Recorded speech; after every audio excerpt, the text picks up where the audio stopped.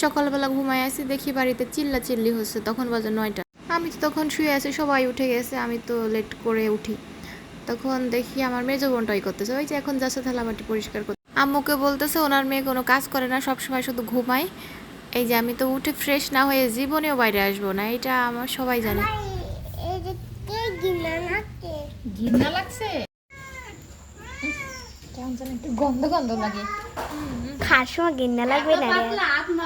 আমাকে আম্মু বলছে মশলা বাটতে, আমি বলছি আল্লাহ কি বলো আম্মু, আমার হাতে ঝাল লাগবে। তখন বলছে ঠিক আছে আমি বাটতেছি, তুমি ভুঁড়িটা পরিষ্কার করো।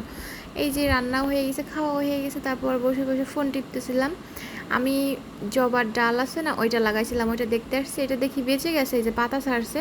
আর বাইরে তো এই যে বৃষ্টি হচ্ছে, একটু পিছন সাইড যাওয়া লাগবে, কিন্তু এই পাশ দিয়ে আমার মনে হচ্ছে যদি আমি যাই আমাকে শিয়ালে হাইজাক করে নিয়ে যাবে। বাবা গো, যাওয়া যাবে না, এটা কচু গাছ হয়েছে কত বড় বড়, ওইখান দিয়ে না যেয়ে আমি তারপর ওই যে পিছনের দরজা দিয়ে আসলাম। এটা হচ্ছে আমাদের বাড়ির পিছন সাইড, এখানে সব ফলের গাছ আছে, সব কিছুই আছে। এই যে মেহেন্দির ডাল লাগাইছিলাম আম্মু, এটাতে তো পাতা ছাড়ছে, এটাও বেঁচে গেছে। এই কলা গাছটা এমনি এমনি হয়েছিল, আবার কলাও হয়েছে। তারপর দেখি মেজো বোন চাপটি বানাচ্ছে, একটা নিয়ে পালাইছি। আম্মু তারপর আবার দেখি বাদাম কিনে নিয়ে আসছে। তো ভালো থাকো সবাই, টাটা।